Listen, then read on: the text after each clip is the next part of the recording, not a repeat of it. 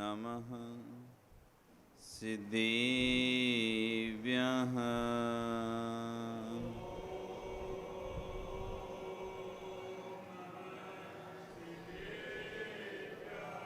ॐ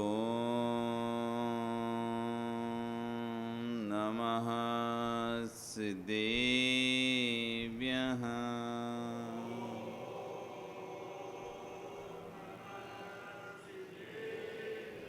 ॐ नमः सिद्धेभ्यः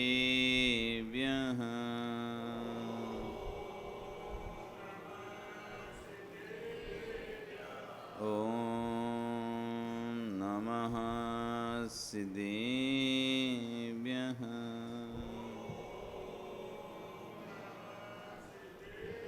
तिरियड़िए खगिणाए रोतारी मोय सेर सिरण बिहू आयरी राऊ पसियो परवादिण्यो भव्य जी लोए नमो अरियंताणं नमो सिद्धाणं नमो आयरियाणं नमो अज्जायाणं नमो लोए सविसाहुणं। बोले अनंत नरसिंह परमेष्टि भगवान की, आदिरम आदिनाथ भगवान की, वर्तमान शासन महावीर भगवान की, आचार्य कुंद कुंदेश स्वामी महाराज की, आचार्य गुरु विश्व सागर जी महाराज की, अहिंसा में विश्व धर्म की। बोले मुनिश्री 108 अर्जित सागर जी महाराज की जय। वह बंधु वर्तमान शासन न्यायिक वर्धमान स्वामी के शासन में तीर्थंकर प्रभु की चरण निश्राम में बैठकर हम सभी जिन दिशा का श्रवण कर रहे हैं। ये जिनेन्द्र वाणी मनीष्यो जगत कल्याणी। आचार्य भगवान कुंद कुंद सेव स्वामी महाराज ग्रंथराज रेणसार जी में श्रवण और श्रावक दोनों धर्मों की व्याख्या कर रहे हैं। और प्रकरण भी इस तरह का है, भादों का महीना प्रारंभ होने वाला है और तपस्या की साधना शुरू होने वाली है। 16 कारण, पंचमेरु, रत्न 10 लक्षण, रत्नात्रय, सारे व्रत अब इस भादों के महीने में आने वाले हैं। पवित्र माह में भादों का माह तपस्या का माह कहलाता है। जितनी भी तपस्या जग देश में होती है, जैन साधु में, चाहे दिगंबर में हो चाहे श्वेतांबर हो, इस भादों के महीने में सबके यहाँ उपवास, व्रत, एकादशन आदि अनेक प्रकार से यहाँ पर होते हैं। आचार्य ने उसी बात को आज कह रहे हैं, तप करना लेकिन सम्यक के साथ करना। तप करना, तपस्या का दिन आने वाला है, तपस्या का समय आने वाला है, भादव का समय आने वाला है। तपस्या करना, खूब तपस्या करना, लेकिन सम्यक के साथ करना। क्योंकि मिथ्यात्व के साथ किया गया तब, संक्लेशता के साथ किया गया तब आपको कर्म क्षय में हेतु नहीं बनेगा। मिथ्यात्व के साथ किया होगा तब, संक्लेशता के साथ किया होगा तब आपको कर्म क्षय में हेतु नहीं बन पाएगा। इसलिए तपस्या उतनी करना जितनी में संक्लेशता ना हो। संक्लिष्टता करके मिथ्या भावों के साथ, कसाय आदि के साथ तपस्याएं नहीं करना। इसी बात को जोड़ देते हुए आचार्य रघुनाथ कहते हैं, तिब्बम काय क्लेशम कुबंतो मिच्छभाव संयुक्तो सब्बणुदेशे सो निब्बाण सुहम न गच्छेदी। तिब्बम काय क्लेशो, तीव्र काय क्लेश करता हुआ, तीव्र संक्लेशता करता हुआ, शरीर में सामर्थ्य नहीं है तब भी जबरदस्ती कर रहा है। शरीर में सामर्थ्य नहीं है, लेकिन अब करते हैं, 10 उपवास करते हैं। शरीर में बिल्कुल भी सामर्थ्य नहीं है, फिर 10 उपवास कर रहा है, आड़े होकर पड़े होकर, जैसे जैसे वो करेंगे हम। तो अब 8 हो गए तो 2 तो हम करने, नहीं तो हमारा काम बिगड़ जाएगा। 8 तक तुम्हारी शांति हो चुकी थी, अच्छे से हो रहे थे, लेकिन अब आपकी बिल्कुल भी सामर्थ्य नहीं है, बस की ही नहीं है। बिल्कुल ऐसे पड़े होकर, बीमार होकर ऐसे उपवास कर रहे हो। तो कह रहे हैं तीव्र काय क्लेश से युक्त होकर, तीव्र वेदना समझ में आता है, बिल्कुल भी इसकी हिम्मत नहीं है। दूसरा देखे कि कितना बेचारा, उसके मुंह से निकलने लगता है बेचारा, देखो तो क्या हाल होता है। तो ऐसे तीव्र कलाएं क्लेश के साथ, जिसमें ना तो फिर कोई धर्म ध्यान हो पा रहा है, ना कोई पूजा पाठ हो पा रहा है, बिल्कुल अब बिस्तर से उठे नहीं पा रहा है, क्योंकि 8 उपवास हो गए तक शक्ति खत्म हो चुकी है। 10 करना है तो बिल्कुल हिल ही नहीं रहे वहाँ से। कोई एक भी कील सरकाने बोले तो भैया नहीं, अब तो कुछ हो ही नहीं सकता, शरीर में ताकत ही नहीं है। उत्साह पूरी तरह से धर्म के प्रति खत्म हो चुका है, साधना के प्रति खत्म हो जाए। पूजा पाठ घंटों घंटों जो पूजा पाठ करते थे वो नहीं कर पा रहे, पड़े हुए हैं, लेटे हुए हैं, उठने की हिम्मत ही नहीं है। ऐसे तीव्र काय क्लेश के साथ भी उपवास कर रहा है वो। तो ऐसे तीव्र काय क्लेश के साथ, अथवा घर में लड़ झगड़ कर, लड़ाई करते हुए, चिल्ला चोट करते हुए, गुस्सा करते हुए, क्रोध करते हुए उपवास कर रहा है, तपस्या कर रहा है। कोई भी तपस्या कर रहा है, व्यापार भी करना है, तपस्या भी करना है, व्यापार भी करना है, तपस्या। अरे एक काम कुछ कर लो, या तो व्यापार कर लो या तपस्या कर लो। इधर तुम्हें व्यापार भी करना है, घर के काम भी करना है, भगवान की भक्ति करनी है, उपवास भी करना है, सारे काम करना है। अब थोड़ा आगे पीछे समय हो गया तो परिणाम खराब हो रहे हैं। कोई ने कुछ बोल दिया तो परिणाम खराब हो रहे हैं कि देखो हम एक तो उपवास कर रहे हैं और ऊपर से देखो काम भी करवा रहे हैं हमसे, और ऐसे करके परिणाम खराब है। इनको पता नहीं, हम देखो दौड़ भाग के जाते हैं, भक्ति करते हैं, मंदिर जाते हैं, दौड़ भाग के आते हैं, दुकान जाते, दौड़ा घर में काम करते हैं, सब काम करना पड़ रहा है उपवास के दिन भी हमको। और संक्लेशता हो रही है आपको, दूसरे को पूरा आप अपना चिड़चिड़ापन, कसाय निकाल रहे हो, गुस्सा निकाल रहे हो, चिड़चिड़ हो रहे हो। उपवास के समय चिड़चिड़ापन बढ़ जाता है थोड़ा सा, क्योंकि शरीर के अंदर गर्मी जनरेट होती है, ऊर्जा जनरेट होती है। खाली पेट गैस बनती है, गैस बनती है। यदि आप ध्यान आदि करते हैं तो शक्ति बनती है अंदर ऊर्जा। वो यदि ऊर्जा निकले, ऊर्जा का यदि सही उपयोग ना हो तो चिड़चिड़ाहट के रूप में अथवा गुस्से के रूप में निकलती है। फिर किसी के माथा दर्द के रूप में गैस बढ़ जाती है सिर में, तो माथा दर्द होता है उसको, अथवा चिड़चिड़ हो जाती है उसे। कोई भी बात करो चिड़चिड़ चिड़चिड़ चिड़ करने लगता है, कुछ भी पूछो तो गुस्सा करने लगता है, कुछ भी कहो तो गुस्सा करने लगता है। वो चिड़चिड़ाहट बढ़ जाती है अंदर भूखे रहने से। भरे पेट में व्यक्ति शांत रहता है,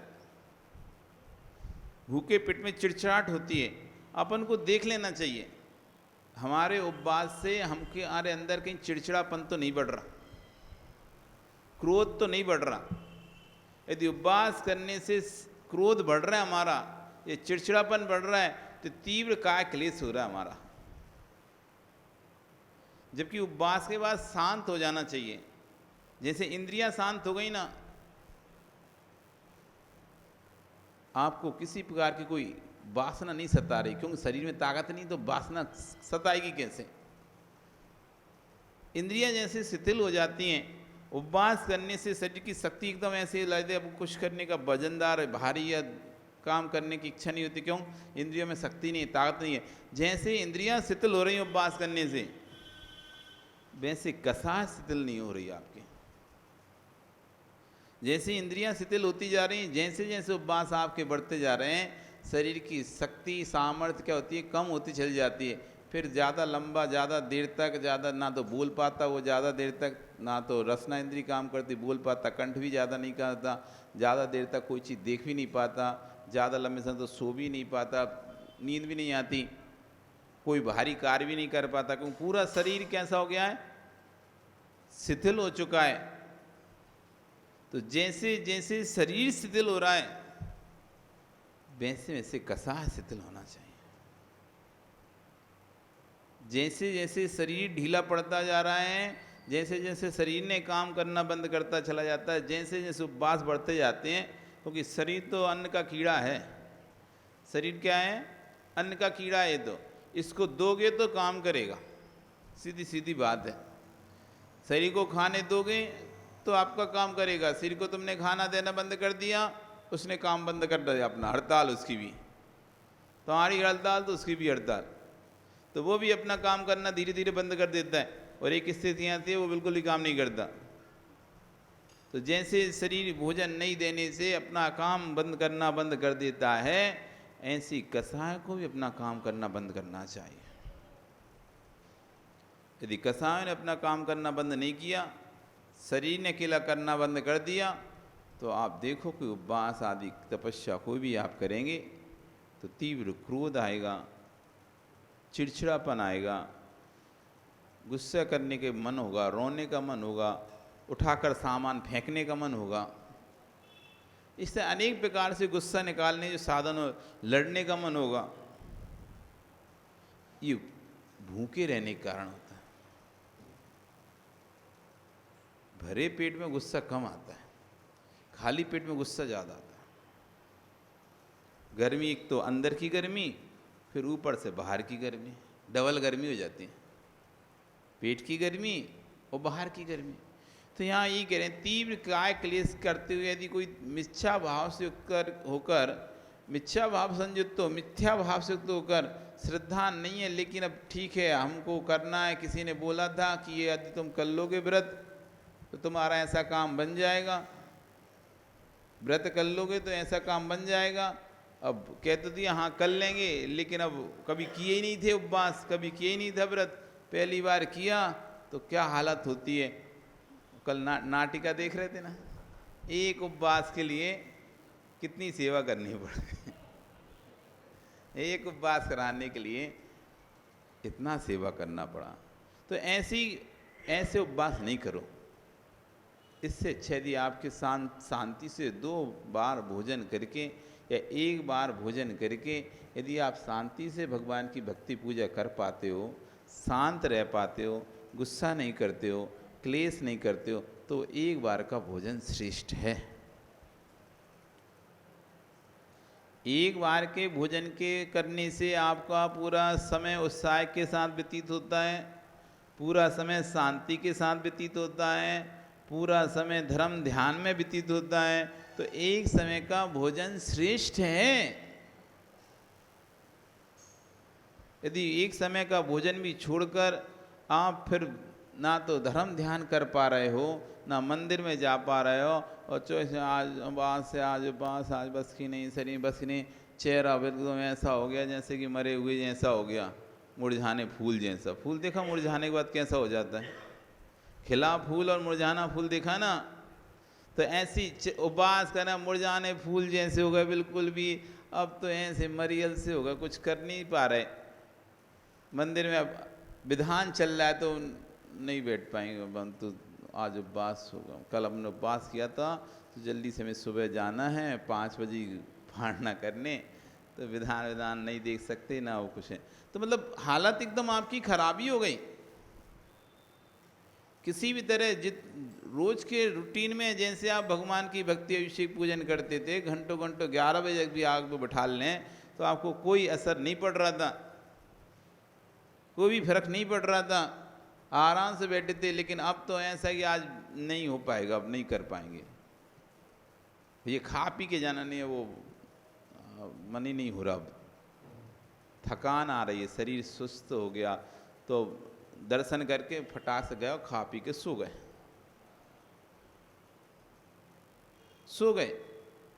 अब ना कोई क्रिया में नहीं, ना अभिषेक देख पा रहे हो, ना पूजा कर रहे हो, ना आहार दान दे पा रहे हो, ना प्रवचन सुन पा रहे हो, कोई भी नहीं कर रहे। तो ऐसे उपवास करने से अच्छा था तुम 1 बार भोजन करते, तो सुबह अभिषेक में भी आते, पूजन में भी बैठते, शांति से प्रवचन भी सुनते, शांति से आहार भी देते, दोपहर की कक्षा में भी आ जाते, शाम की कक्षा में भी जाते हैं, आरती भी कर लेते, सब कर लेते, स्वाध्याय भी कर लेते। तो सोचो आपने एक उपवास के लिए कितनी सारी चीज़ों को छोड़ दिया।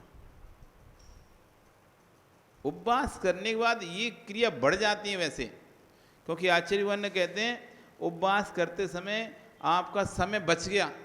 जो भोजन का समय था, जो भोजन का समय था, आराम साराम का समय था, वो समय और बच गया। वो समय और धर्म में लगा दो आप, मतलब जितना समय लगाते थे उससे डबल कर दो उपवास के दिन समय। यदि 2 घंटे मंदिर में देते थे, धर्म ध्यान के लिए देते थे, जिस दिन आपको उपवास हो, दिन 4 घंटे दो। होता क्या है, और कम हो गया। ज़्यादा की जगह कैसा हो गया, कम हो गया। तो बढ़ने की जगह ह्रास हो रहा है हमारा, आगे बढ़ने की जगह पीछे गिर रहे हैं, ढकेल रहे हैं। तो फिर ऐसी सीढ़ियों पे चढ़ने से क्या फ़ायदा, जिस पर चढ़ के लुढ़क के और नीचे और पहुंच जाते हैं, जिस पे थे और उससे भी नीचे पहुंच गए। जिस स्थान पर हम थे उस स्थान से भी नीचे पहुंच गए। कम से कम पूरा दिन में 3 घंटे धर्म ध्यान करते थे, 4 घंटे, और उपवास दिन तो 1 घंटे भी मुश्किल से हो पाया। तो हमारा तो 2 घंटे का लॉस इधर हो गया, और भोजन का भी लॉस हो गया। खाना भी नहीं खाया, खाना भी छूटा, और धर्म भी छूटा। यदि आपके उपवास करने का शक्ति सामर्थ्य रहती है, खूब उत्साह रहता है, धर्म ध्यान बढ़ जाता है, उपवास जिस दिन आप करते हो उस दिन और आप शांत हो जाते हो, तो खूब अच्छे से उपवास करो। उपवास के लिए मना नहीं है, तपस्या के लिए मना नहीं कर रहे आचार्य भगवान कि तपस्या मत करो, क्यों तपस्या ही तो मोक्ष दिलाती है। बिना तपस्या के आज तक कोई मोक्ष गया नहीं है। जितने भी तीर्थंकर हुए सबने उपवास किए, बिना उपवास के उन्होंने कोई मोक्ष नहीं गया। तो उपवास की साधना के बिना मोक्ष नहीं जा सकते, लेकिन उपवास की साधना में संक्लिष्टता से मोक्ष नहीं जा सकते। उपवास की साधना के बिना उपवास किए कोई भी तीर्थंकर हुए, सभी तीर्थंकरों ने दीक्षा के बाद उपवास किए। किसी ने 2 दिन का, किसी ने 1 महीने का, किसी ने 6 महीने का, उसके बाद पालना की। तो बिना उपवास की साधना के योग निरोध किए तब भी उपवास हुआ। किसी ने 1 महीने से, किसी ने 2 दिन का, किसी ने 3 दिन का। ऐसा योग निरोध करते समय उपवास के साथ ही केवल ज्ञान को प्राप्त करते हैं। तो उपवास एक बहुत बड़ी साधना है, लेकिन हमने साधना को गिरा दिया है। एक बहुत बड़ी तपस्या है उपवास करना, हमने इसको ऐसे ही समझ लिया है, हाँ भूखे रहना है आज, बस खाना नहीं, इतना ही तो करना है, और क्या करना है। इसके अलावा कुछ सोचते भी नहीं हम आगे। उपवास मतलब खाना नहीं खाना, उपवास मतलब आज खाना नहीं मिलेगा, इसके आगे सोचते नहीं कुछ कि उपवास मतलब और कुछ भी होता है। उपवास मतलब बस इतना हमने समझ लिया, हमको 10 उपवास ही नहीं, 10 दिन तक खाना नहीं खाना, 5 करना है, पंचमी 5 दिन तक खाना नहीं खाना, रत्नते के 3 करना है, 3 दिन तक खाना नहीं खाना। बस इतना ही है उपवास का हमारी डिक्शनरी परिभाषा, कि खाना छोड़ देना और सो जाना। तो दिन भर आराम से सो, जैसे दिन निकल जाए। रात में मोबाइल मत चलाओ तो रात निकल जाए, दिन में सो के निकाल लो। दिन में सो के निकाल लेता है व्यक्ति, रात में वो, अब नींद रात में नहीं आई, दिन में सो लिया तो वो रात में फिर मोबाइल चलाते रहो, बस सो गए। उपवास करते हैं ऐसे निकल के, समय निकले, थोड़ा 2-4 घंटा बचे, दिन तो वैसे ही यहाँ पे जल्दी हो जाता है। 4 बजे से फटाक से पहुँचो, 5 बजे तक पढ़ना कर लो, अथवा दुकान में बैठे रहो, सो पता नहीं चलेगा उपवास करने के बाद। दुकानदारी चलाओ आराम से, सो उपवास का पता भी नहीं चला कब हो गया हमारा उपवास। मतलब भूख लगी नहीं, दुकान में व्यस्त रहे तो भूख लगी नहीं, रात में थोड़ा बहुत लगा तो किसी काम में लग गए, मोबाइल वगैरह में, बस हो गया। उपवास का अर्थ ही नहीं पता, बस इतना ही आदत पता है हमको डिक्शनरी में कि भूखे रहना है आज दिन भर, आज घर में खाना नहीं मिलेगा क्योंकि आज हमने उपवास किया है। इसके अलावा कोई भी हमें ये नहीं पता कि उपवास में करना क्या चाहिए, कैसे रहना चाहिए, कैसे बोलना, कैसे खाना, कैसे चलना, कैसे उठना, क्या करना क्या नहीं करना, कोई भी चीज़ जानकारी है ही नहीं है। उपवास के दिन जितने भी कषाय से युक्त परिणाम हैं, जिन जिन कार्यों से संक्लिष्टता होती है, जिन किन कार्यों से परिणाम खराब होते हैं, ऐसे उन सभी कार्यों को उस दिन त्याग कर देना चाहिए। उपवास इन सजने का संवरने का त्याग कर दो। उपवास करें, अब 11 धूप दशमी कल परसों उपवास भी करेंगे, बढ़िया सजेंगे सबरेंगे। तो अंजन स्नान लेपन का त्याग करना होता है। शरीर की शुद्धि के लिए स्नान करते हैं, लेकिन साबुन आदि से अच्छे रगड़ रगड़ कर मल मल कर शरीर को उस दिन नहीं धोते हैं। उपवास से मैं जितना ज़्यादा साबुन उपयोग करूँगा उतना ज़्यादा उस साबुन का फैन जमीन में गिरेगा, नालियों में जाएगा, नालियों से लाखों जीवों की आँखों को, लाखों जीवों के प्राणों को नष्ट कर देगा। इसलिए आज उपवास दिन में स्नान नहीं करूँगा, मतलब स्नान मतलब अच्छी साबुन लगा लगा कर लपेट लपेट के नहीं करूँगा। आज उपवास का दिन है, आज मैं गीजर नहीं चलाऊँगा। लाखों जीव मर जाते हैं उसमें, उस पानी में जो कि अनछना पानी है, लाखों करोड़ों जीव उसके साथ मर जाते हैं, असंख्यात जीव मर जाते हैं। ऐसे आज मेरा उपवास है, आज मैं पाप क्रिया से दूर रहूँगा, आज मैं ठंडे पानी से नहा लूँगा। और ठंडे से नहीं नहा पा रहे तो थोड़ा सा अपना पानी गर्म करके गैस पे उससे नहा लेंगे, लेकिन गीजर नहीं चलाएंगे। आज उपवास किया ना आपने, तो उपवास के दिन सिर्फ भूखा ही रहना नहीं होता, जीव दया का भी भाव आपके अंदर आना चाहिए, प्रकट होना चाहिए। आज उपवास है, आज हम सर्प सोडे का उपयोग नहीं करेंगे। आज कोई कपड़ा वपड़ा नहीं धोना, शांति से आज सबको रोक दो, कल देखेंगे, बाद में देखेंगे। अभी उपवास दिन कोई भी हिंसात्मक जो आरंभ सारंभ की क्रियाएं जो बहुत आवश्यक हैं उनको छोड़कर, जिनके बिना नहीं चल सकता, घर में आप ही अकेले हो, भोजन बनाना है आपको, ठीक है भोजन बना लो, क्योंकि और कोई है भी नहीं है, तो भाई हम ही करना पड़ेगा। आरंभ सारंभ की जो भी क्रियाएं, झाड़ू पोंछा जो भी क्रियाएं होती हैं हिंसात्मक, वो सब हमको करना पड़ती है। तो ठीक है, जो बहुत आवश्यक हैं, जिनके बिना चल नहीं सकता, उन क्रियाओं को छोड़कर शेष क्रियाओं को त्याग कर दो। आज भी कपड़े वपड़े नहीं धोना, आज उपवास का दिन है। जितना समय कपड़े में लगता था वो समय ले आओ आप धर्म में। यदि आपके घर में कोई दूसरा काम करने वाला है, खाना बनाने वाला है, व्यवस्था करने वाला है, झाड़ू पोंछा, तो ठीक है, वो समय आपका जो बच गया वो भी समय आप धर्म के लिए दे दो। जो सजने संवरने का समय था, सादा रहो उस दिन, सादा कपड़े, ना ज़्यादा सजना ना सजना, उसमें जो समय लगते थे, घंटे घंटे लग जाते थे, एक एक घंटे, वो समय इधर दे दो, वो समय इधर दे दो। जो अखबार आदि पढ़ने में घंटों घंटों लगा देते थे आप, आज उपवास है, आज कोई भी वक्ताओं की कथाएं नहीं पढ़ेंगे। आज अखबार का त्याग। अखबार में मिलेगा क्या? राग द्वेष की कथाएं, हिंसा झूठ चोरी की कथाएं, स्त्री कथा, चोर कथा, भोजन कथा, राष्ट्र कथा, ये चार वक्ताओं के अलावा अखबार में, पेपर में रहता क्या है? कुछ नहीं रहता।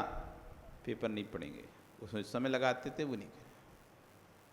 घंटों घंटों बैठ के दाढ़ी बनाने में, ब्रश करने में आदि में समय लगता था, वो आज सब खत्म। जो घंटों घंटों बैठे बैठे मोबाइल चला रहे हैं, वो आज मोबाइल का भी त्याग। आज उपवास किया तो मोबाइल का भी त्याग। आज इस समय बचाकर, मेरे इन्हीं चीज़ों से परिणाम संकलित होते हैं। घर में कपड़े धो रहे हैं, कोई ने लाके एक जोड़ी और पटक दिए तो गुस्सा आ गया, पता नहीं है मंदिर जाना उपवास है और तुम कपड़े लाके पटक दिए हमारे पास, कौन धोएगा अब इनको? तो संकलिष्टता हो गई। घर के काम कर रहे हो, घर के काम कर रहे हो, कोई सो के ही नहीं उठ रहा, तुम जब ये में मंदिर जाना चिल्ला रहे हो, और ऐसे चिल्लाते हैं, उसने कुछ बोल दिया, तुमने कुछ बोल दिया, लड़ाई हो गई। उपवास था आज आपका, तो फालतू में संकलिष्टता हो गई, उससे दूर है। पेपर अखबार पढ़ रहे थे, उसमें कुछ ऐसी बात देखने में आ गई, सुनने में आ गई, जिससे आपके अंदर परिणाम खराब हो गए, भी उससे ही बच गए। मोबाइल आदि देखने में ऐसे आपने कुछ देख लिया मैसेज या किसी ने फ़ोन कर दिया और कुछ चार सुना दिया आपको, व्यापारी आप हैं तो चार सुना दी उसने, तो सुबह से मूड खराब हो गया आपका। सारे जो संक्लिष्टता के साधन आप थे उन सबसे दूर होना चाहिए उपवास है। सिर्फ भोजन से दूर मत हो, सिर्फ खाने से दूर मत हो, सबसे दूर हो जाओ, मौन ले लो उपवास के दिन, किसी से भी चर्चा नहीं करेंगे। कल पूछ रहे थे ना क्या करना चाहिए उपवास के दिन, कैसे करना चाहिए उपवास। सिर्फ भोजन को छोड़ने का नाम उपवास नहीं है।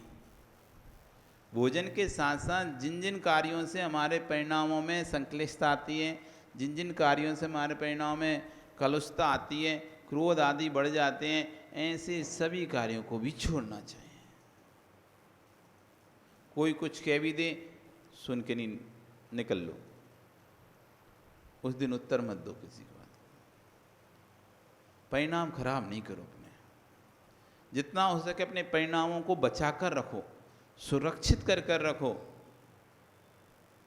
कि नहीं भैया पानी बरसता ना जैसे, तो आप अपने आप को सुरक्षित करने की कोशिश करते हो, छत्ता लगाते हो या कोई भी ऐसा रेनकोट आदि पहनकर भैया गीले नहीं हो जाएं। कोशिश जितनी होती है आप पूरी भरसक प्रयास करते हो कि गीले नहीं हो जाएं, बचकर निकलते हो। हाथ में कोई चीज़ होती है तो उसको सिर पे रख के ऐसे दौड़ के भाग के निकलते हो, पन्नी है कपड़ा की तो उसको सिर पे करके निकल। बस कुल मिला के हमें क्या करना है, बचना है। सिर पे पानी नहीं आना चाहिए, क्योंकि सिर से पानी अंदर बैठ जाएगा तो सर्दी लग जाएगी। क्या उद्देश्य रहता है आपका, शरीर में कहीं पानी आए कोई दिक्कत नहीं, सिर पानी को सिर से बचाना है, सिर को पानी से बचाना है, क्योंकि सिर में पानी लगेगा, ठंडक बैठेगी, फिर हमको जुकाम हो जाता है, खांसी हो जाती है, सर्दी हो जाती है। इसलिए आप कोई भी सामग्री तो सिर पर रखते हो, सीधा भागते हो, पानी आ रहा है और सिर पर हाथ में जो भी चीज़ आपकी होती है उसको सिर पर ऐसे करके और भागने लगते हो। बाजार में चलते, रास्ते में भी चलते हुए पानी आ जाए तो कोई और शरीर का अंग नहीं बचाओगे, सिर पर रखकर उसको सिर को बचाने की कोशिश करोगे। ऐसी जैसे हम बरसात में अपने आप को बचाने की कोशिश करते हैं कि गीले ना हो जाएं, ऐसी कसायों से अपने आप को बचाने की कोशिश करो। जहाँ जहाँ कसाय के उद्वेग हों, जहाँ जहाँ कसाय के साधन मिल रहे हों, जिन जिन कार्यों से हमारी कसाय भड़क रही हो, गुस्सा आ रहा हो, क्रोध आ रहा, लड़ाई झगड़ा हो रहा हो, जल्दी से उनसे निकल जाओ। वहाँ खड़े मत रहो, मैं क्यों जाऊँ, तू जा। हम क्या बोलते हैं, लड़ाई झगड़ा होता है, कोई कहते भैया चलो चलो चलो, मैं क्यों जाऊँ, इसको लेके जाओ ना, हम क्यों जाएं, इसको लेके जाओ। ऐसे हम बोलते हैं। अरे परिणाम हमको अपने बचाना है, कर्म का बंध हमको अपना बचाना है, तो हम निकल जाओ। मैं क्यों जाऊं, इसको लेके जाओ, मैं नहीं जाता, ऐसा नहीं बोलो। अगर तत्व ज्ञानी होगा, भैया निकल लो, चलो अच्छी बात है, कोई जाने बोल रहा है और अच्छी बात है, अपन को भी कहने मिल गया, उसने बोला था जानो चले जा, इसलिए हम चले गए, तो अपने परिणाम भी बच गए। तो जितनी देर वहाँ खड़े रहेंगे, जितनी देर वहाँ पर आमने सामने रहेंगे, तो एक दूसरे को देखकर क्रोध आएगा, एक दूसरे को देखकर कसाय आएगी। तो जितनी ज़्यादा हम कसाय करेंगे, उसी कसाय काल में यदि आयु का बंद हो गया हमारा, तो हमको ना जाने कौन सी पर्याय, लड़ने वाली पर्याय, नारकी की पर्याय मिल जाएगी। लड़ने का काम किसका है आपस में, नारकियों का। परस्परो दीर्घ दुखा नाम, एक दूसरे को दुख देना, एक दूसरे से लड़ाई करना, ये काम किसका है, नारकियों का है। जिसको भविष्य का नारकी बनना है तो खूब लड़े, जिसको भविष्य का नारकी बनना है खूब लड़े। इसलिए जब भी हमारे लड़ाई के माहौल बने, संक्लिष्टता बने, तो पहले अपन ही निकल लो, क्योंकि स्थान छोड़ना है अपन को। कुल मिला के अपने परिणामों को सुरक्षित रखना है, जैसे भी हो वैसे रखो। यदि आप कोई काम बार बार कहने पर भी कोई काम नहीं हो रहा है, परेशान हो रहे हो, तो फिर आप संक्लिष्टता से अपने आप को बचाओ, मौन हो जाओ, चुप हो जाओ, इग्नोर कर दो। तो जैसे जैसे आप संक्लिष्टता से बचेंगे, वैसे वैसे आपका मोक्ष मार्ग प्रशस्त होगा, और जैसे जैसे आप संक्लिष्टता में डूबेंगे, वैसे वैसे आपका संसार मार्ग प्रशस्त होगा। दोनों ही मार्ग आपके पास है, मोक्ष मार्ग भी आपके हाथ में है, संसार मार्ग भी आपके हाथ में है। हमें ये देखना चाहिए कि हमारा कल्याण किसमें, लड़ने झगड़ने में हमारा कल्याण है या शांत रहने में हमारा कल्याण है। ये नहीं देखना चाहिए कि उसका सपोर्ट कर रहे, इसका सपोर्ट नहीं, हमारा कल्याण किसमें। क्या कसायों से हमारा कल्याण होगा? क्या कसायों से जिन परिणामों के, जिन संक्लेशता करने से बाहरी शांति नष्ट हो जाती है, क्या उन संक्लेश परिणामों से अंतरंग की शांति बचेगी क्या? जिस कसाय, जो कसाय बाहर की शांति नष्ट कर देती है, जिस मछली को स्थल ही मृत्यु का कारण बन जाता है, जिस मछली को स्थल ही मृत्यु का कारण बन रहा हो, मतलब आपने पानी से निकाल के उसको जमीन पर रख दिया, वो जमीन ही उसके लिए मृत्यु का कारण बन रही है, तो क्या उसे अग्नि बचा पाएगी क्या? जिस मछली को स्थलीय मृत्यु का कारण बन रहा हो, तो क्या अग्नि उसकी रक्षा कर पाएगी? ऐसी जब बाहर की ही कसाय, बाहर की शांति, जिस कसाय से बाहर की शांति नष्ट हो रही हो, तो क्या वो कसाय अंतरंग की शांति को बचा पाएगी? दूसरे को नहीं समझना, दूसरे को नहीं समझाना, स्वयं को समझना, स्वयं को समझाना कि जिन कसायों से, जिन परिणामों से संसार की संतति अविराम चल रही है, ऐसे परिणामों को यदि छुड़ाना है तो हमें ही खुद पीछे हटना होगा। दूसरे को पीछे हटाने की जरूरत नहीं है।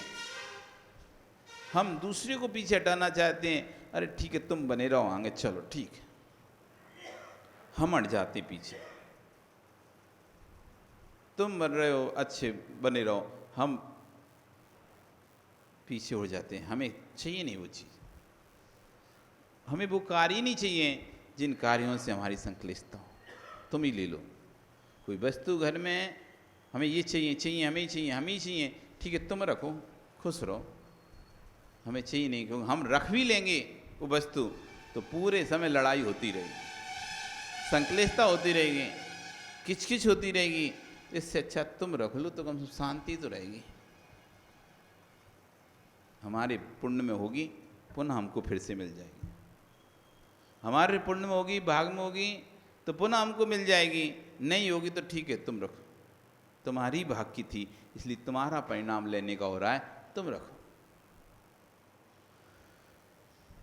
ऐसे जो तिब्बम, जो तीव्र काय क्लेश से करता हुआ भी यदि मिथ्या भाव, जो दो मिथ्या भाव से युक्त है, तो सो वह सब हणु देशे सर्वज्ञ देख के उपदेश में निर्वाण स्वन मोक्ष सुख को ना गच्छति, नहीं प्राप्त करता। दूसरी गाथा में कह रहे हैं, राग से यदि युक्त है तो तत्व का उसको बोध नहीं होगा। कितना आप समझाएंगे उसको उल्टा ही समझ में आएगा। रागी व्यक्ति को, जो जिस चीज जीव का रागी होता है, उसको आप सच्ची बात बताएं, अच्छी बात बताएं तो उसको तो उल्टी लगती है। जैसे कि पित्त ज्वर वाले को मीठा भी कड़वा लगता है, जिसको बुखार हो जाता है, पित्त ज्वर हो जाता है, आप उसे मीठा भी दोगे ना तो उसे लगे कितना कड़वा है, कड़वा क्यों दे रहे हैं। ऐसी जो राग से, जिस व्यक्ति जिस राग से युक्त होता है, जिसके प्रति राग उसको होता है, उसके बारे में वो सुनना नहीं चाहता, उसकी गलती भी नहीं सुनना चाहता, उसके बारे में कुछ कोई बोल देगा तो लड़ना शुरू कर देता है, सत्यार्थ का बोध नहीं हो पाता। तो कह रहे हैं, आप चाहे दूसरी गाथा में कह रहे हैं, रायादि मल जुदाणम नियप्य रूपम न दिस्य दे किंपी समलादरि से रूपम ना दिस्य दे जहाँ तहाड़ियम। रायादि मलम जुदाणम, रागादि मल से युक्त जीव, राग देश क्रोध मान माया लोभ, ये सब राग आदि मल में आ जाते हैं। राग आदि मल से युक्त जीव निय अर्प स्वरूपम, अपना आत्मस्वरूप नहीं जानता। उसे आपने आत्मस्वरूप मतलब नहीं है, बस वो तो व्यवस्थाओं में और इनमें ही उसको धर्म दिखाई देता है। ये चीज़ यहाँ रखी होना चाहिए, बस यहीं रखी होना चाहिए, बस। आप दूसरी जगह रख दोगे लड़ना शुरू हो जाएगा, उसे ये नहीं समझ में आएगा चाहे चीज़ यहाँ रखी हो चाहे चीज़ यहाँ रखी हो, उससे तुम्हारे आत्म धर्म पर क्या फर्क पड़ेगा। नहीं, ऐसा ही करो, तुम तो यही रखो, जब जमाने से यहीं रखी आ रही है यहीं रखो तुम तो, बस हमारा धर्म इतना ही है। तुमने यदि उस चीज़ को उठाकर उधर रख दिया तो लड़ने तैयार हो जाए, झगड़ने तैयार हो जाएगा। उसे समझ नहीं आ रहा कि कसाय धर्म है कि निष्कसाय धर्म है। चाहे चीज़ यहाँ रखी हो चाहे वहाँ रखी हो, चाहे तुमने रखी हो चाहे इनने रखी हो, उसमें धर्म नहीं है। हम ही रखेंगे ये नहीं रख सकते, हम ही रखेंगे ये नहीं रख सकते, ये रख दिया तो लड़ने खड़े हो गए। उसे तुम में धर्म दिखाई दे रहा है। बस सामग्री उठाकर इधर से उधर रखने में तुम्हें इसी में ही धर्म दिखाई देता है, और जो तुम कसाय कर रहे हो उसमें तुम्हें पाप नहीं दिखाई देता। दूसरा उठाकर रख दे दो पाप हो जाएगा, नहीं नहीं कैसे रखने देंगे, उसको हम नहीं रखने देंगे। लड़ने खड़े हो जाओगे, झगड़ने खड़े हो जाओगे। तुमको बस चीज रखने और उठाने में ही धर्म दिखाई दे रहा है। ऐसे कैसे कोई रख सकता है, नहीं रखने देंगे। तुम उसी रखने उठाने में धर्म मानते रहो बस। और तुम्हें तो ये पता ही नहीं है ये रखने उठाने में धर्म नहीं है, धर्म कुछ और है। काय क्लेश में ही हम, संक्लिष्टता में हम धर्म समझ रहे हैं, राग की पुष्टि में ही धर्म समझ रहे हैं। बस हमारी राग की पुष्टि होती रहे वही धर्म है। जहाँ हमारी राग की पुष्टि नहीं हुई वहाँ धर्म है।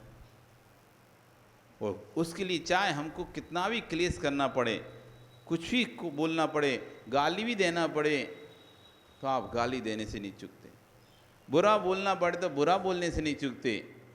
यदि एक वस्तु यहाँ से वहाँ रख दी, अब उसके लिए इतने लड़ लोगे, इतना लड़ लोगे, इतने लड़ लोगे, कसाय कर लोगे। मीटिंग बैठना चाहिए, ऐसा होना चाहिए, अब उसको नियम पारित करो, ऐसा करो, बस इतना संक्लिष्टता कर लोगे इस बात के लिए कि वस्तु यहाँ थी, यहाँ कैसे रख दी, इसको रखना था, इसने कैसे रख दी,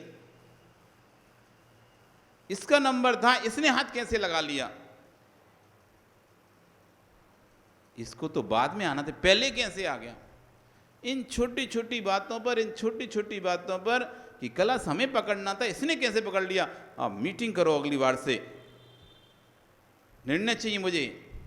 और ऐसी संक्लिष्टता कर लोगे, ऐसी संक्लिष्टता कर लोगे, ऐसी संक्लिष्टता कर लोगे, परिणाम इतने खराब कर लोगे, गालियां दे दोगे 50 लोगों को उसी बीच में, चिल्ला दोगे। और सोचो कि हम धर्म के लिए बोल रहे हैं, ये धर्म के लिए नहीं बोल रहे, तो अपने कसाय के लिए बोल रहे हैं। उस कसाय में कितने गहरे तक चले जाते हो आप, कितने गहरे तक चले जाते हो, और सामने वाले में कितना बुरा बुरा सोच लेते हो। सामने वाले के प्रति कितना अशुभ अशुभ हम सोच लेते हैं, भावों से हम उसको मार भी देते हैं, उसके ना जाने उसके प्रति क्या क्या सोच लेते हैं, और उससे जुड़े हुए लोगों के बारे में ना जाने क्या क्या सोच लेते हैं। उसके बारे में सोचते हैं और उससे जुड़े हुए लोगों के बारे में उल्टा सीधा सोच लेते हैं। अनेक प्रकार की गाली झगड़ा जो भी करते हैं कर लेते हैं। फिर जब तुम्हारा अगर काम हो गया तो शांत हो जाते, नहीं होता तो जब तक नहीं होता जब तक चिल्लाते रहते हो और समझते हो हमारा धर्म चल रहा है। वो धर्म नहीं है।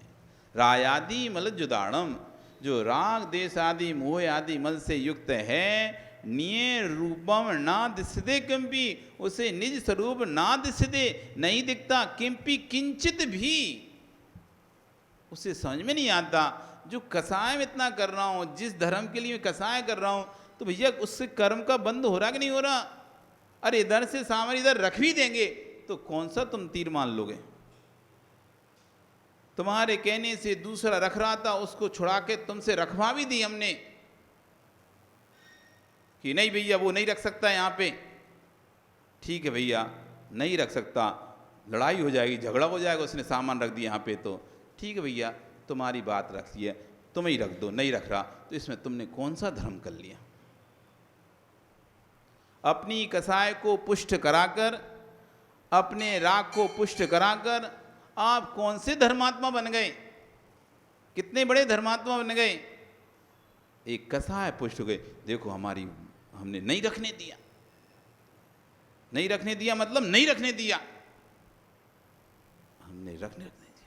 अपनी कसाय को तुम पुष्ट करके अपने आप को धर्मात्मा कह रहे, तो कह रहे हैं ऐसा व्यक्ति निये रूपम, अपने आंत स्वरूप को ना किंचित कुछ भी नहीं देखता है। एक बहुत अच्छी आचार्य भगवान बात कहते हैं, जब भी प्रवचन कई बार बोलते हैं, कसाय चाहे तुम धर्म के नाम पर कर रहे हो, चाहे अपने गृहस्थियों के नाम पर कर रहे हो, कसाय कसाय है। एक चंदन की लकड़ी, एक बबूल की लकड़ी, दोनों लकड़ियाँ हैं, दोनों लकड़ियाँ हैं, दोनों लकड़ियों में आग लगाएंगे तो एक से तो दुर्गंध निकलेगी, एक से सुगंध निकलेगी। दोनों लकड़ियाँ हैं, एक से दुर्गंध निकलेगी, एक से सुगंध निकलेगी। लेकिन ये बताओ कि किस लकड़ी में अभिषेक हाथ डालने से उंगली जलेगी? नहीं। एक चंदन की लकड़ी है, एक बबूल की लकड़ी है। बबूल की जलाओगे तो दुर्गंध देगा, चंदन की जलाओगे तो सुगंध देगा।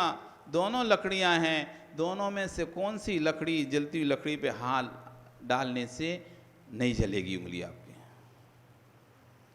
दोनों में ही जलेगी।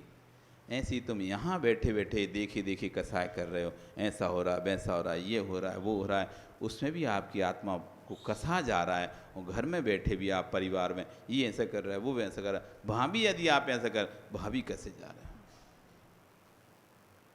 दोनों ही अग्नि में आप जल रहे हो। धर्म हमारा क्या है हमें तो ये नहीं पता आज तक। मंदिर में आते हैं, धर्म हमारा क्या हमें आज तक ये नहीं पता।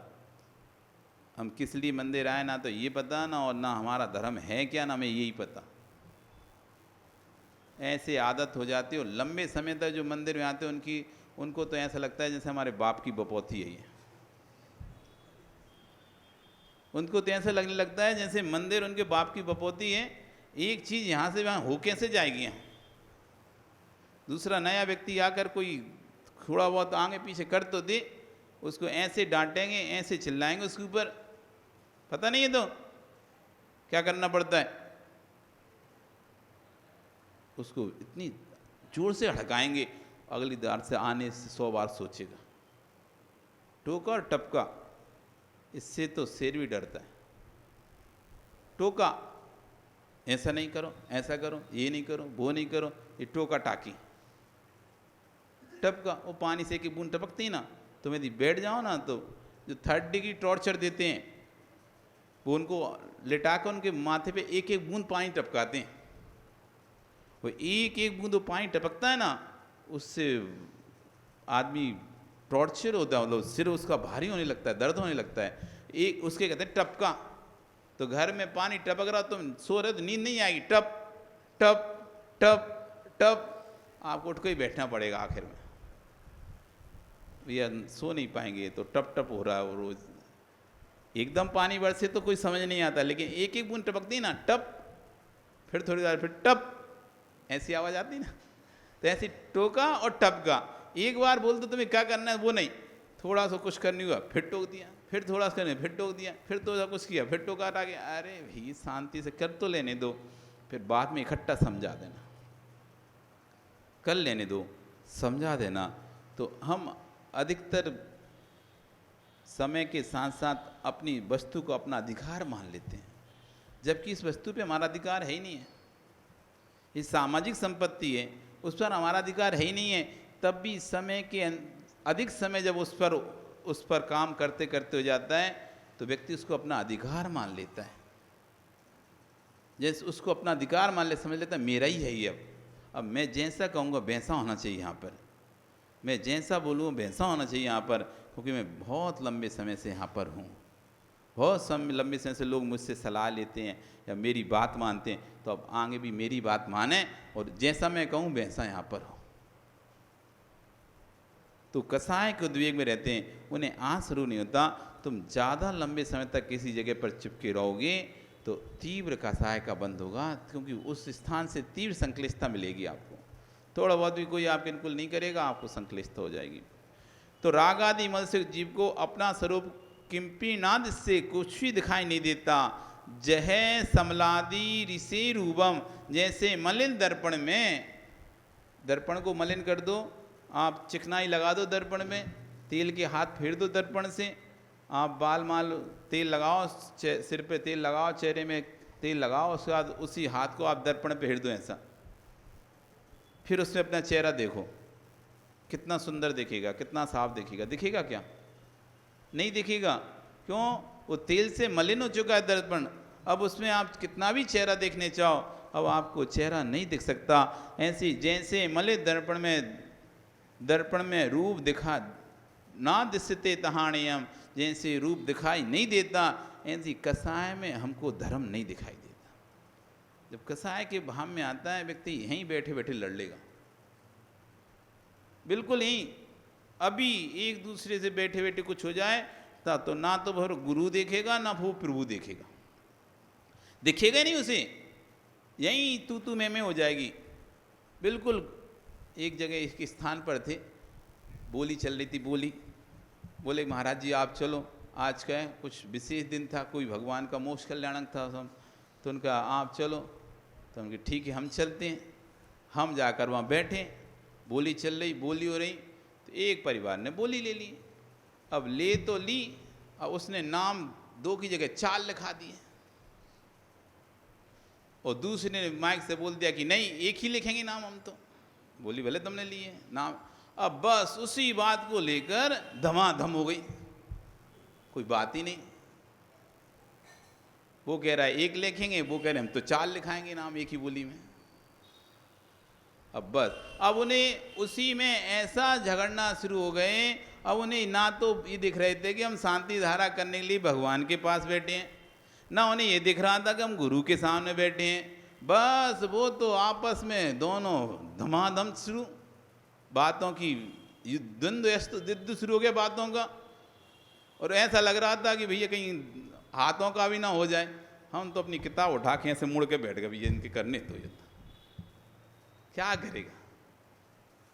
अब उसको ये नहीं दिखाई दे रहा था अपनी कसाय में कि हम किस स्थान पर बैठे हैं। अभी जो भी बोल रहा बोलने दो, बाद में निपट लें। अभी तो हम मंदिर के क्षेत्र में बैठे हैं, गुरु सामने बैठे हैं, प्रभु सामने हैं, कोई भी कुछ भी नहीं दिखाई, ऐसे जैसे अंधे हो गए हो, कोई है ही नहीं वहाँ पर, घर का आंगन हो, ऐसे झगड़ा शुरू हो गया। जब हम कसाय में आते हैं तो फिर कुछ भी नहीं दिखाई देता। क्या है, जैसे दर्पण मलिन हो जाता है, फिर उसमें हमें अपना चेहरा नहीं दिखाई देता। ऐसी कसाय से हमारे परिणाम मलिन होते हैं, मलिन होते हैं। फिर तो तुम देख लो, फिर को चाहे महाराज ने बात कही हो, चाहे कोई ने बात कही हो, ऐसे कैसे हो सकता है, नहीं करने देंगे। फिर आपको ना तो गुरु दिखाई देंगे ना प्रभु दिखाई देंगे। भाई आप चिल्लाना शुरू हो जाओगे, उसी समय चिल्लाना शुरू हो जाओगे। छोटा सा काम इधर से उधर होगा, उसी समय।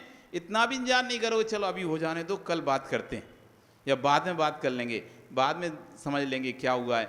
नहीं नहीं है, उसी समय शांति धारा रोको, पहले आप कलश रोको, पहले आप, बाद में करना, पहले इसका निर्णय करो। ऐसा कसाय में आएगा, ये सब काम बाद में होगा, पहले निर्णय करो। उसे निर्णय चाहिए तुरंत उसी समय, और उससे कुछ नहीं करना, ये भी पक्का है। करना दूसरे को, कराना दूसरे को, उससे कुछ नहीं करना, उसे निर्णय चाहिए बस, उसे निर्णय चाहिए। ऐसे कसाय को द्वे में जब विधि आता है तो कहते हैं उसे कुछ भी ना दिश्यति, रागादि मल से युक्त जीवों को अपना आसरूप कुछ भी दिखाई नहीं देता। जैसे मलिन दर्पण में रूप दिखाई नहीं देता, वैसे ही समझना चाहिए।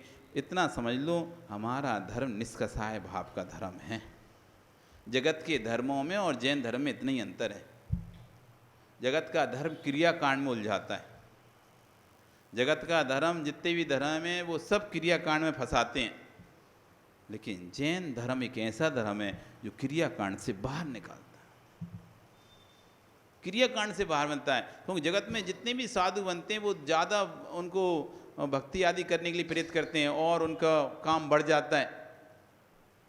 पंडित बना दिया उनको और भगवान की भक्ति में और घुसा दिया जाता है, काम करने में, ये करो वो करो। लेकिन जैन दर्शन में जब साधु बनते हैं तो उनको सबसे दूर कर दिया जाता है। अभी पूजा पाठ से भी दूर हो तुम, अभिषेक आदि क्रियाओं से दूर हो, इससे भी दूर हो, उससे दूर हो, अपनी आत्मा में जाने का प्रयास करो, कम करते जाए उसका। तो और जितना काम है कम करते जाते हैं, लोगों में काम बढ़ा दिए जाते हैं साधु बनाने के बाद, यहाँ काम उनके कम करते चले जाते हैं। ये क्रियाकांड का धर्म है ही नहीं है जैन धर्म, क्योंकि क्रियाकांड में धर्म है नहीं, वो तो प्रारंभिक स्टेज है। जैसे बच्चों के लिए प्ले स्कूल में बिठाने के लिए, स्कूल में बिठाने के वो भर्ती कर देते हैं प्ले स्कूल में। खेलना थोड़ी ना स्कूल का कार्य है, खिलाना थोड़ी ना स्कूल का कार्य है। स्कूल का कार्य तो शिक्षा देना है। लेकिन ठीक है, बच्चे को आदत पड़ जाएगी, इसलिए आदत डालने के लिए क्या किया, वो प्ले स्कूल बना दिया एक अलग से, कि रोता रहता वैसे तो 3 साल से आदत जाएगी तो 5 साल में कम से कम नर्सरी में पहली कक्षा में पढ़ना शुरू कर देगा। इसलिए वो प्ले स्कूल दिया था। तुमने प्ले स्कूल को किस स्कूल को समझ लिया, यही पढ़ाई है, यही शिक्षा है। वो शिक्षा नहीं थी, वो तो सिर्फ आपको आदत बना रहे थे, ये आदत डाल रहे थे। तो क्रियाकांड तो आदत डाल रहे थे कि आप धर्म से चिपके रहो, जुड़े रहो, दूर ना हो जाओ। लेकिन क्रियाकांड धर्म नहीं है। आप स्कूल में बच्चों खेलने को पढ़ाई मत समझ लेना, वो पढ़ाई है ही नहीं है। वो तो सिर्फ एक आपको स्कूल में बैठने की आदत है। ये भी एक भगवान के पास आकर धर्म के पास बैठने की आदत है कि कम से कम धीरे धीरे तुम घर से, संसार से, परिवार से थोड़ा तो अलग हो गए। इधर आओगे तो थोड़ी देर के लिए तो आप घर छोड़ने की आदत डलेगी, थोड़ी देर के लिए तो परिवार को छूटने की आदत डलेगी, थोड़ी देर तो कसाय से परिणाम शांत रहने की आदत डलेगी। बस ये थोड़ी एक बार आदत डल जाए, फिर बाकी आदत तो हम डाल देंगे। तो यही था मंदिर में बुलाने का, पूजन पाठ आदि कराने का उद्देश्य यही है आपको, कि थोड़ी देर तो आप कसाय से दूर रहोगे, थोड़ी देर से आप लड़ाई झगड़ों से दूर रहोगे, थोड़ी देर तो शांत रहोगे, थोड़ी देर तो मौन रहोगे। इस सब चीज़ों की धीरे धीरे आपको आदत पड़ेगी, फिर आप जाके सीधे आगे आगे बढ़ते जाओगे। तो हमारा जो धर्म है वो क्रियाकांड का किंचित भी धर्म नहीं है, क्रियाकांड से रहित होने का धर्म है।